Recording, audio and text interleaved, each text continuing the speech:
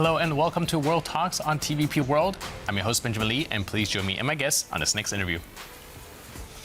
A few hours after receiving King Charles III, Donald Trump spoke by phone with Vladimir Putin. During the conversation, Trump suggested a ceasefire in a war between Russia and Ukraine. We'll be discussing King Charles's support for Ukraine as well as prospect for a truce in Ukraine with Kurt Volker, former U.S. Special Representative for the Ukraine negotiations. Hello, sir, and welcome to TVP World. Thank you very much. It's great to be with you. Now, just a couple of hours ago, coming from Washington, D.C., U.S. President Donald Trump said that he discussed possible ceasefire in the four-year-old war in Ukraine in a phone call with Vladimir Putin. They did discuss the war in Iran, saying that they're pretty much on the same page on that. But what about the war in Ukraine? Do you think that's something that Putin's trying to use as a leverage to get a favorable deal? Yes, by all means. So the negotiations that we've had to date have really been a charade where Russia has pretended to be interested in negotiating while really dangling business deals in front of the U.S., saying, if you lift sanctions, we'll make a lot of money together, and then trying to get the U.S. to pressure Ukraine to do things, give up territory, for example, that Russia wants. That has not worked. And now, over the past several months, the war has decidedly turned against Russia and more in Ukraine's favor. Ukraine's able to hit long range much more successfully. They're taking out Russia's oil export capacity. Russia's not able to advance along the front lines, and they're not able to secure the finances that they need to keep this war going. So I'm very encouraged to hear that the idea of a ceasefire is back on the table, because that, I think, is realistic. Putin will never accept Ukraine as an equal, but I think he could be persuaded to actually just stop the fighting for a while, and then we can work on deepening that. When it comes to the ceasefire negotiation, it does seem like as soon as Trump got into office, it started this whole negotiation process. We've been in a Groundhog Day where they come together, they discuss some sort of ceasefire, and then suddenly a phone call from Putin, and things seem to get turned on his head again. Now, is this following the same pattern that we're looking at, where Trump is going to once again try to pressure Ukraine into some concessions, which, well, Ukraine cannot simply accept, and then we just rerun this all over again? It's quite possible. As you say, we've seen this a few times already. What's interesting, though, is that in August, when President Trump welcomed Putin to Alaska, he had been pushing for a ceasefire. And then in that meeting, Putin said, no, we want a full agreement. We want a real peace deal. We don't want something temporary. And Trump, I think, was encouraged by that, until we got the demands from Russia that followed, which were complete capitulation of Ukraine. Obviously, that did not happen. The negotiations have circled around since then, because Russia has been demanding that Ukraine give up territory that is part of Ukraine, has never been conquered by Russia, critical to Ukraine's defenses, and Russia's just demanding that it be handed over. So for this conversation to be back to the idea of a ceasefire in place, that's actually progress compared to where we've been. Let's see if it stays there, and if Putin can talk about that, or if it is just a prelude to going back into efforts at a full-scale deal, which are really only beneficial to Russia. Right, like I mentioned, Putin keeping his maximal demand is most of the reason why this ceasefire or any sort of peace negotiation hasn't taken place yet. But you also mentioned that, well, Russians aren't doing that hot on the battlefield just this moment. Do you think that this might actually be a pivotal point to actually accept some sort of ceasefire, seeing that they are not doing that well? It could be. It could be. We see that oil prices have spiked, but the Kremlin is not able to make as much money out of that as they want, because Ukraine's destroying the oil export capacity. And then we see that Russia is losing so many people on the battlefield, and they're not able to advance and take territory. And they're losing so many that they can't replace them fast enough into the military. So the military is taking a net loss based on this war in Ukraine. They just announced that at the May 9th Victory Day parade in Moscow, they're not going to have military equipment.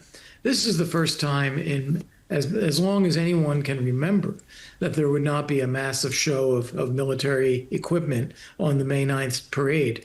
And that is explained by the military because it's needed operationally.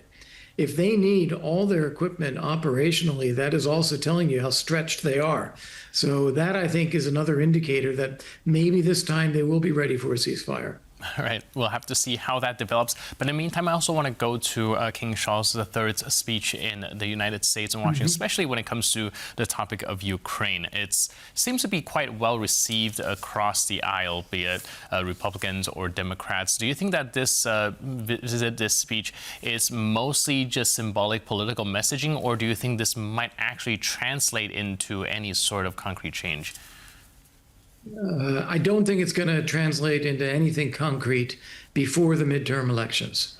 What you heard in that speech, though, is both a very forthright message from King Charles, but then you heard a very strong and loud applause from the members of the House and the Senate, Republicans and Democrats, when he talked about supporting Ukraine. So you can see that there remains very strong bipartisan support for Ukraine. The problem is that President Trump is not backing that. And so Republicans in Congress don't want to cross him and present or approve legislation that he might veto. So this is on hold now. I would believe still it's on hold through the midterm elections. After that, if the Democrats control one or both chambers of the Congress, then we might start to see some change. Right. In the speech, King Charles also draw on past experience, like how NATO kind of worked together after the 9/11 attacks, and also, well, the times where NATO's actually jump into action. Do you think that this, perhaps in a diplomatic way of disputing of Donald Trump's claim that NATO wasn't really helping America at all, would serve as something to incentivize the American lawmakers to lean more on helping Ukraine? Or do you think that it might actually politically backfire, seeing that perhaps some in the Republican Party don't feel like being lectured to?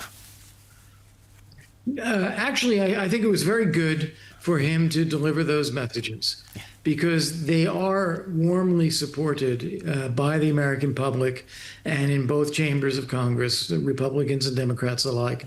So it was good to give people something to rally around, which is what he did.